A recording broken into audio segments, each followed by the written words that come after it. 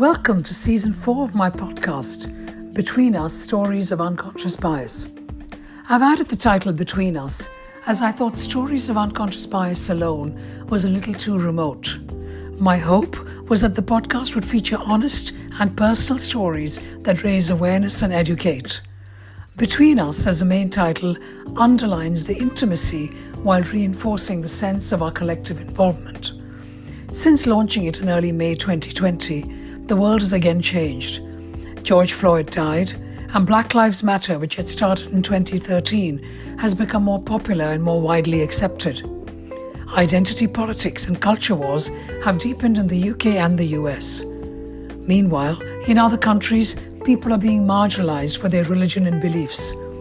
The need to understand the subject of unconscious bias has taken on ever more meaning and resonance. As always, I am so grateful to all my wonderful speakers who share their often brave stories and allow us to understand the nuances of this very important subject. Thank you for listening.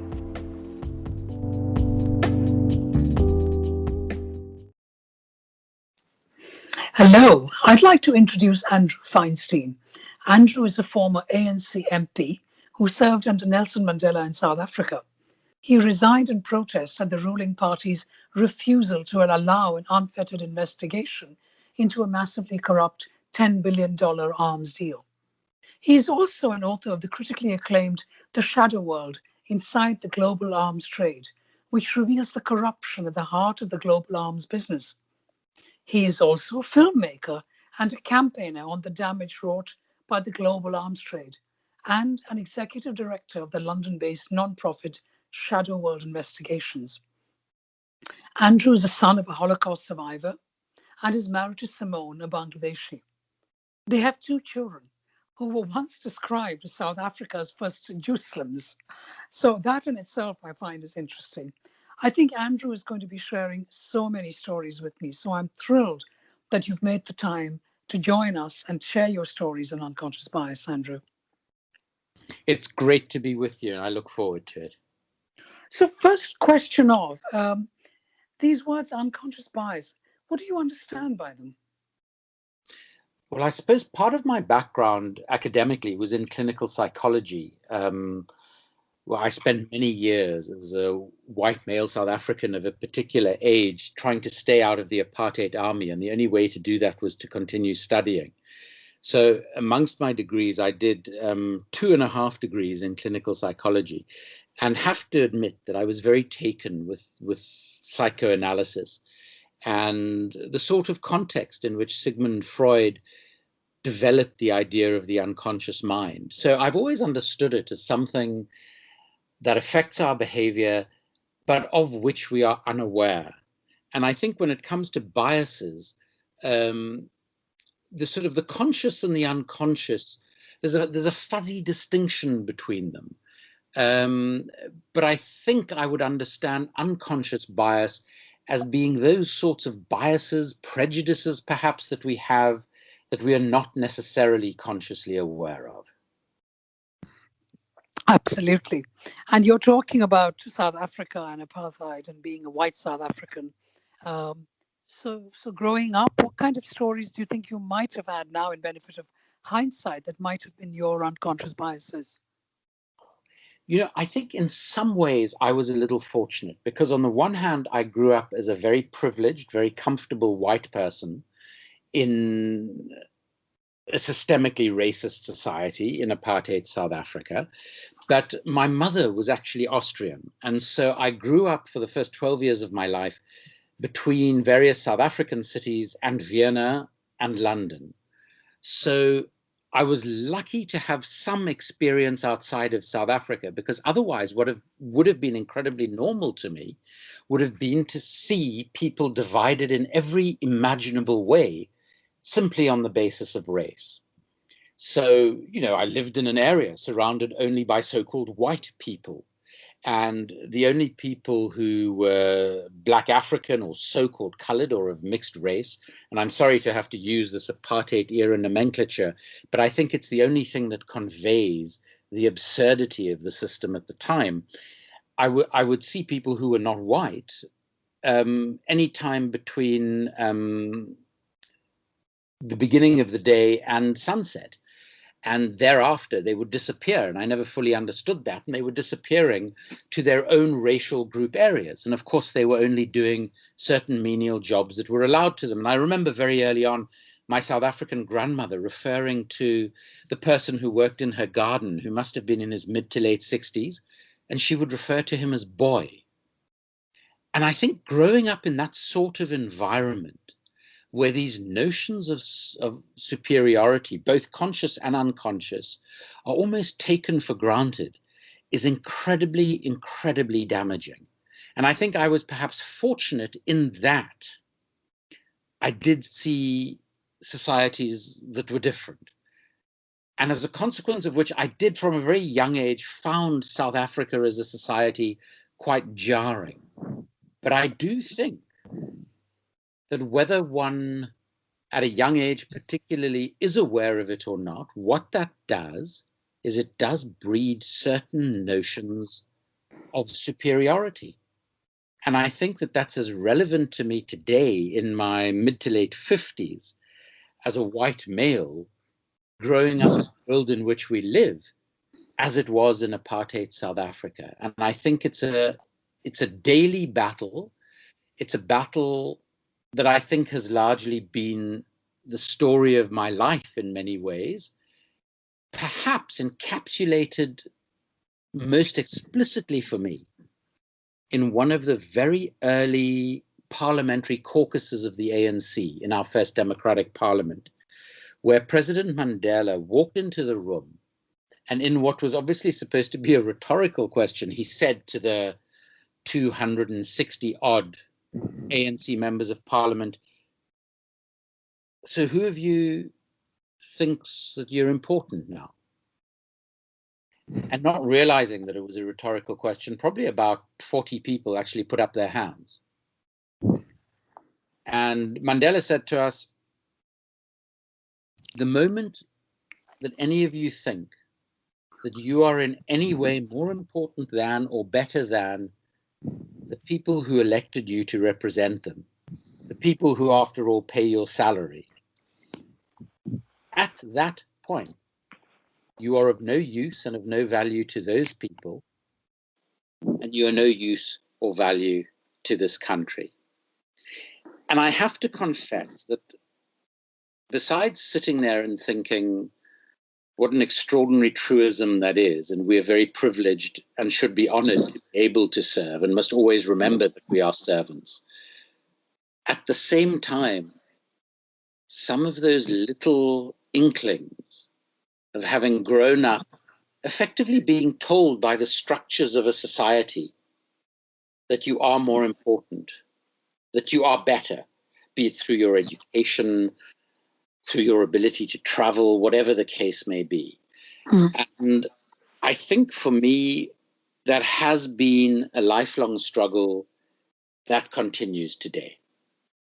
And the other way in which it manifests for me very quickly at a sort of structural, systemic, global level is that the area on which I've worked for the last 20 years, which is corruption, predominantly in the global arms trade, is I did come into this work, and again, without actually realizing it, assuming that the real corruption was happening in countries like my own, South Africa, India, which has a notorious history of arms trade corruption, other parts of Africa, Southeast Asia, etc., etc. And the more I've done the work, the more it's absolutely clear to me that yes, Jacob Zuma, our former president in South Africa, against whom I'll be giving evidence in his corruption trial in May, should suffer the consequences because they took money corruptly. But at the time, that British Aerospace, the British arms company, was paying £115 million of bribes to win one contract for which it hadn't even been shortlisted in South Africa. That company, with the help of the British government under then Prime Minister Tony Blair and the British royal family, was paying over £1 billion of bribes in 7 or 8 other countries at the same time. And I had to start revisiting the way in which I instinctively and unconsciously understood corruption in the world and realized that the vast, vast majority of corruption has its roots in Washington, D.C., London, Berlin, Paris, Madrid, Rome, etc., etc. And that my own country and many countries of the global south, where the corruption was indefensible, were actually pawns in what was a far bigger game. Oh, there are so many things you've said here, Andrew, and I've been nodding away while you've been speaking. I was first thinking about when you were a child and your grandmother talking and calling a 60-year-old black man boy, and it suddenly came to mind of Athol Fugard's play, which I remember seeing here in London on stage, of a relationship between a black servant, for want of a better word, and the young boy that he takes care of, and their very troubled relationship, we learn a lot from that play, just sitting here in London and learning about the nuances of racism that went on in Africa at the time. That was the first bit of what you were talking about. And then you mentioned about your personal sense of, forgive me because I'm paraphrasing, your sense of implicit power, may I use that word? Absolutely. And what does that look like? But of course, alongside that, you also talk about the fact that you had the opportunity, because your mother is Austrian, to see a world outside of the cities in South Africa that you lived in, where the discrepancies and the obvious racism was there to see. It wasn't quite the same when you left the country of South Africa and went to Austria or London. So that also would have implicitly taught you some aspects of how you reacted to the world. And then, of course, the fact that you're working within corruption. I mean, when I introduced you, I state that you left the ANC in protest. And the reason you left in protest was entirely because of this investigation that was not being supported into a corrupt $10 billion arms deal. So at that point, this was all about me, the South African, wanting to do the right thing by Mandela and what I believes in, and it's not working, and it goes against my identity. But of course, then acknowledging and recognizing that that's not one country; it's around the world. So there are a few things here that you've mentioned. I'm sorry to summarize because they're all so powerful and important in different ways. But I'm going to just go back to this idea that there's a phrase now that a lot of people are using, which talks about white privilege. What does that even mean to you? Because I think you were kind of suggesting that when you talked about your sense of power, or were you not? Oh, absolutely. And, I experienced probably the most extreme variant of white privilege, in that I was guaranteed an extremely good education for which my family had to pay virtually nothing. I was guaranteed a standard of living simply because of the color of my skin. I was guaranteed a certain degree of protection by law enforcement, the military, and other organs of the state. I was effectively guaranteed a job. There was virtually no white unemployment in apartheid South Africa. And initially, as you're growing up, you don't realize that this is all at the expense of other people. And I think that it has to impact one's psyche. And I think that the way in which, for instance, notions of white privilege have been construed by the Black Lives Matter movement, as an example, in the United States and elsewhere recently, is a variant of that. It's obviously not as extreme, and it's slightly more difficult for the privileged themselves to comprehend, to observe, and to understand. But it is in some ways as pernicious, because the reality is, living in the United States of America, simply by dint of the color of one's skin, is going to determine a vast array of things. It is initially likely to determine your economic status for a great part of your life. It is very likely to determine your relationship to the state in its broadest forms, and particularly to law enforcement authorities. I mean, we've seen instances over the past year or two when we had sort of in the White House somebody who embodied white privilege and also was, I mean, quite unapologetic about his racism, his misogyny, and other things. And the reality is that being a very materially successful person of color in the United States, being a highly educated academic of color in the United States, we saw instances where that was no protection against what was, or what is, I would argue, the systemic and incipient racism of law enforcement in a very militarized police force across the United States. So I think that while the nature and gradation might have changed to some extent, the issue remains in many ways similar to the issue that I benefited from growing up in an apartheid state. And I think what was really important for me, and I want to repeat that, this remains a daily battle for me in the work that I do within my own family. And I think if one is honest with oneself as a person of privilege, it can't be anything but a daily battle until one draws one's last breath. I think the one thing that maybe assisted me and was absolutely crucial in the fact that at a very young age, in my late teens, I associated with and became involved in the ANC when it was still a banned and illegal movement in South Africa, is my mother's history. My mother was one of very few Jews to survive the Holocaust in Vienna itself. She did so by being hidden in a cellar with her mother for the better part of 3.5 years.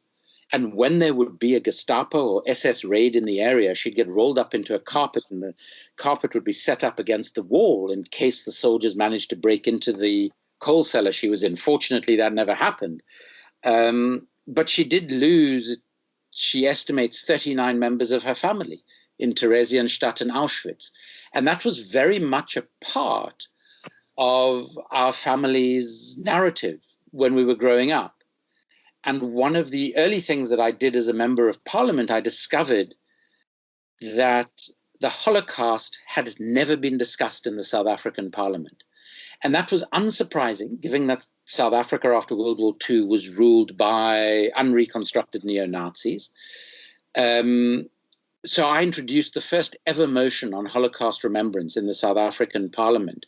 And I think part of that was my trying to situate being born into privilege and the sort of unconscious superiority that results in, trying to make that explicit on not just a national level and calling on other people who came from the same background as myself to realize this about ourselves and the debt that we owed our society and the majority of people in our society, but also looking at it at a global level, at issues of racism globally and how they manifest.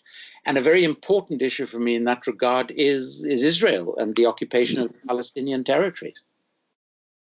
I was about to ask you, and then of course you answered before I even framed the question about the fact that your mother is a Holocaust survivor would have implicitly, unconsciously impacted on your worldview from birth, because you grew up with stories, and all of us grew up with our stories of whatever our parents tell us. And visualizing your mum rolled up in a carpet, because she might be caught, might be taken away, and the fact that that you've lost 39 members of your mother's family, surely that would impact in a different way, because you've got, on one hand, you are this, instinctively you imbibe the power and the superiority of being a white South African. But alongside that, you have the stories of being lesser than purely because of your religion, not you personally, but your grandparents, your aunts, uncles, cousins, many people, 39 people, and your mother herself, who personally has told you stories of being rolled up in a carpet as a young child. It sounds absolutely petrifying, even visualizing it. So how do these two compute in your head then? Because there's one where you're lesser than, you're a nobody and you're going to be killed because of your religion. And the other is you're this white guy who is better than all the other people around you in the country that you're living in. I think, I mean, for me personally, what it did was it made it extremely easy to identify with, and I can't think of the right terminology, in broad terms, the victim. But there has to be a better word than that. The oppressed, the discriminated against. It's always been a very instinctive thing to me, because from my family's story, I understand what it is to be seen as lesser than. I mean, I remember when I was about 11 or 12 in South Africa, my mom used to take a whole group of my friends to our soccer practice in our little car once a week in the afternoons. And one day we had too many people trying to get into the car. And one of my schoolmates said, well, you know how we could get 15 Jews into this little car? We could just drop a 2-cent piece on the back seat. And I mean, my mother was absolutely horrified and told him that he would never be getting a lift again to soccer or football practice.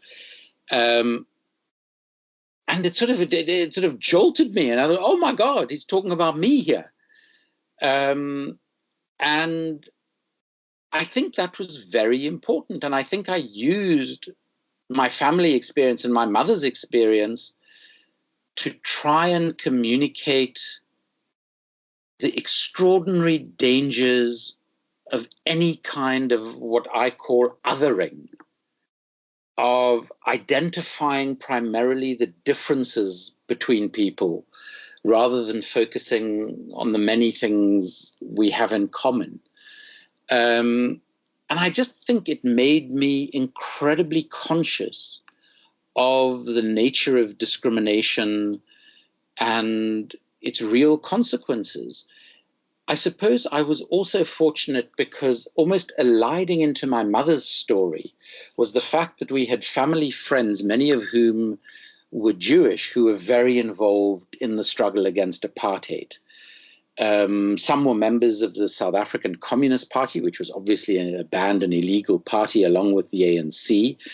And most of them were white. Many of them had their roots in Tsarist Russia. Their families had fled pogroms, come to South Africa, and they identified from their family's experience in Tsarist Russia with the oppression in South Africa. And people like Joe Slovo, Ruth First, and many, many others gave their lives, in Ruth First's case, quite literally, because she was murdered by a letter bomb sent by the South African security services.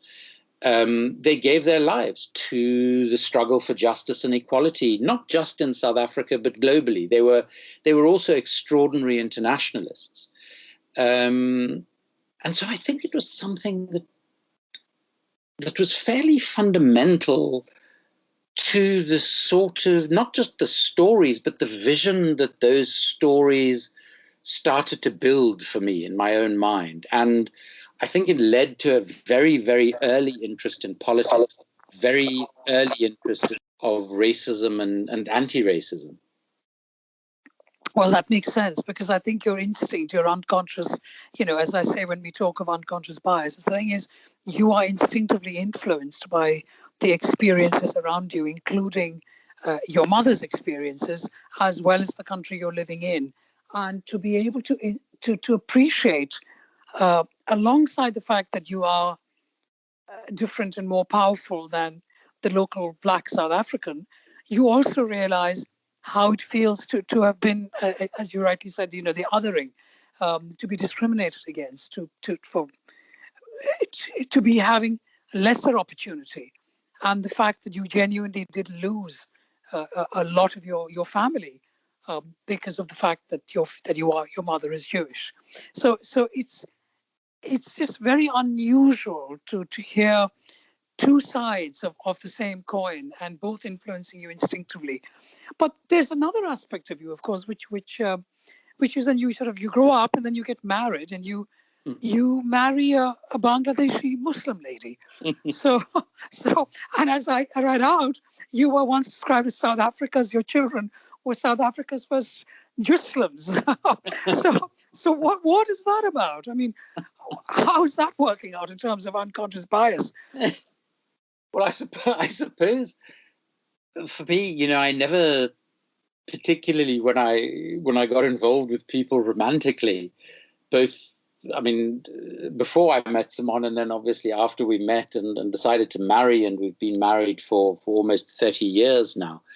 I mean, I didn't think to myself when I met Simone, oh, there's a very attractive Muslim person.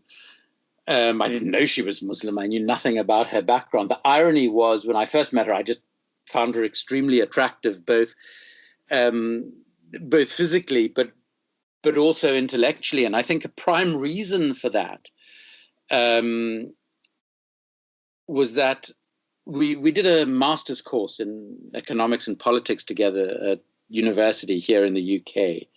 And the evening before our course started, there was a small gathering of the 20-something of us who were doing the course and our teachers and everything. And Simone discovered that I was a white South African, and she wouldn't speak to me because she had been very involved in the anti-apartheid struggle in the UK, and just assumed that I was a typical white South African. And I think it was something about that really intrigued me, because here was somebody who clearly had very strong, as I did myself, and had very strong views on racism, unsurprisingly.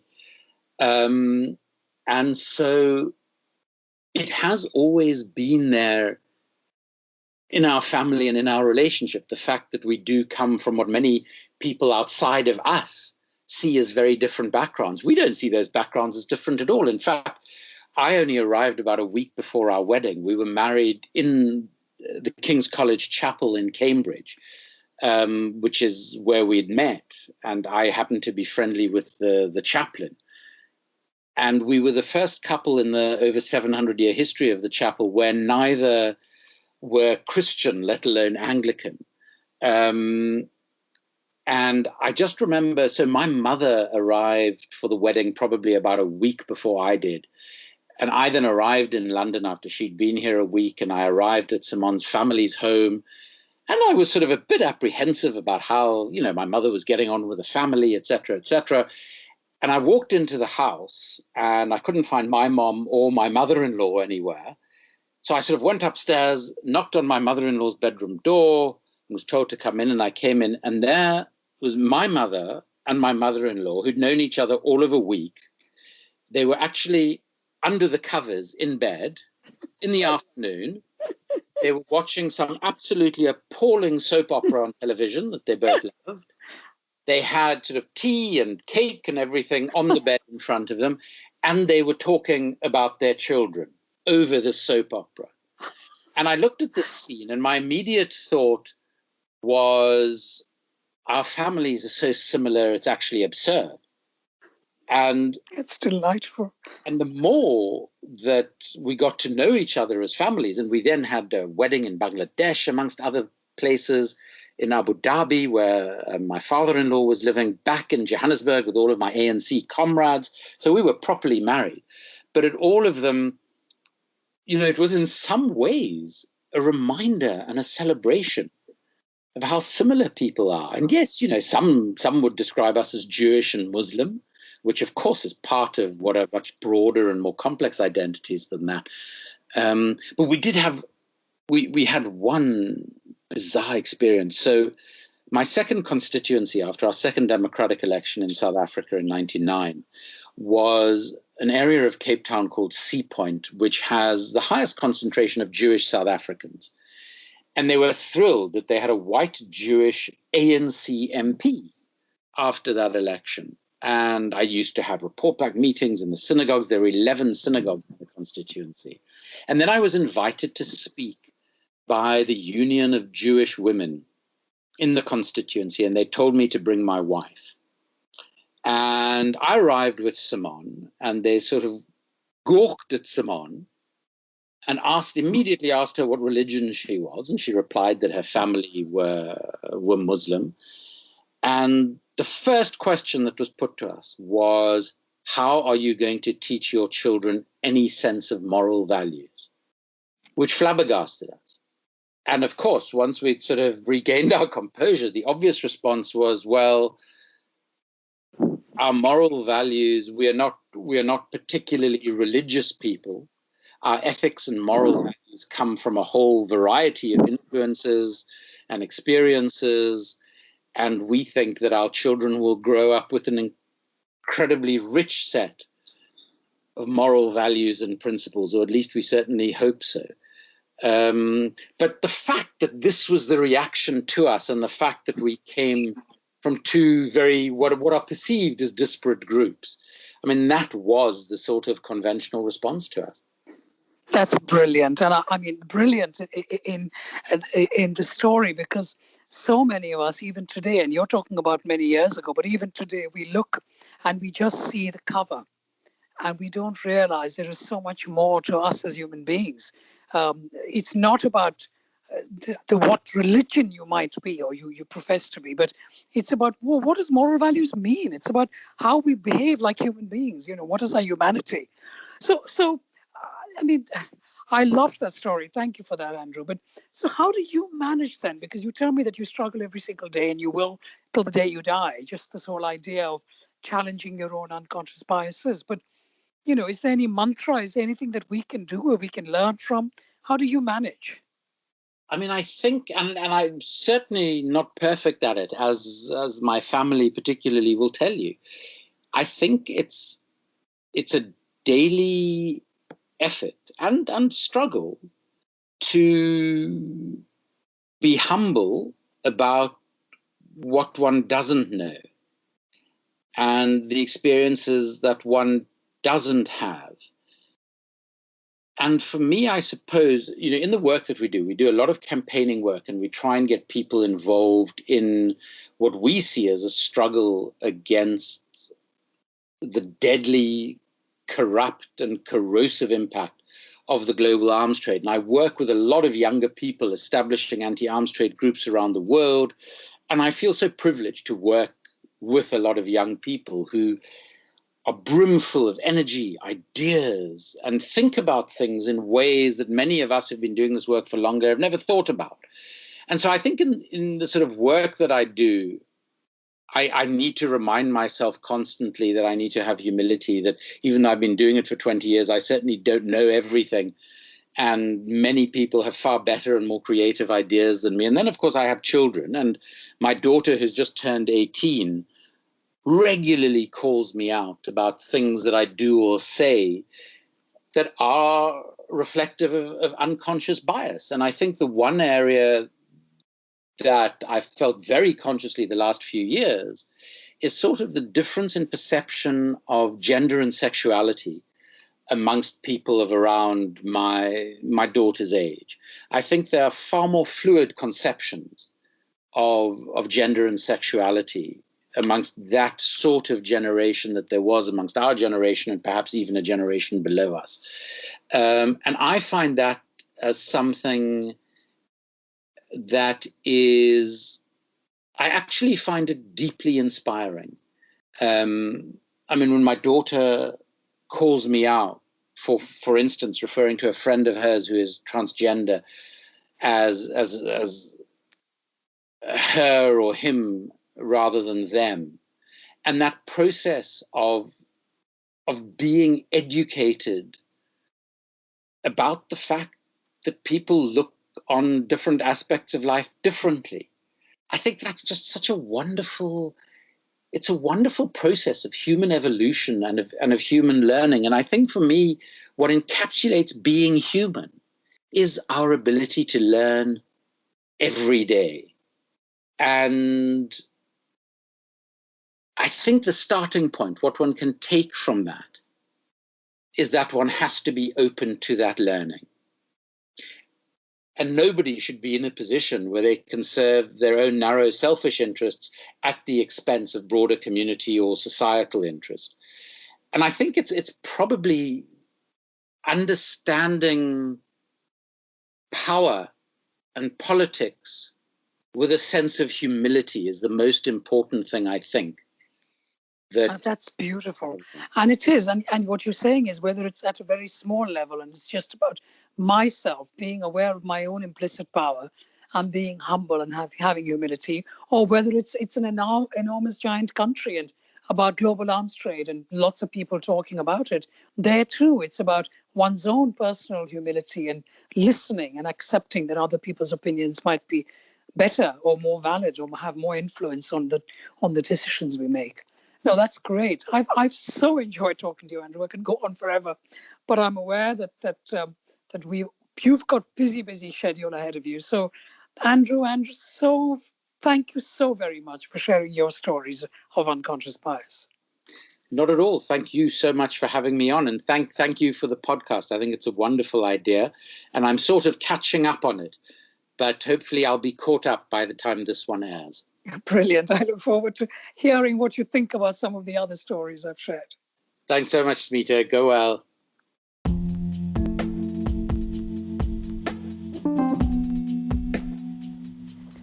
Thank you for listening to my podcast, Between Us, Stories of Unconscious Bias. I'm Smita Tharoor. If you like this episode, please do share with a friend or colleague. It's only by sharing that more people will know of it. You can find out about previous episodes and the next ones by following me on Twitter or Instagram @Smita Tharoor. The next episode will be in a week's time.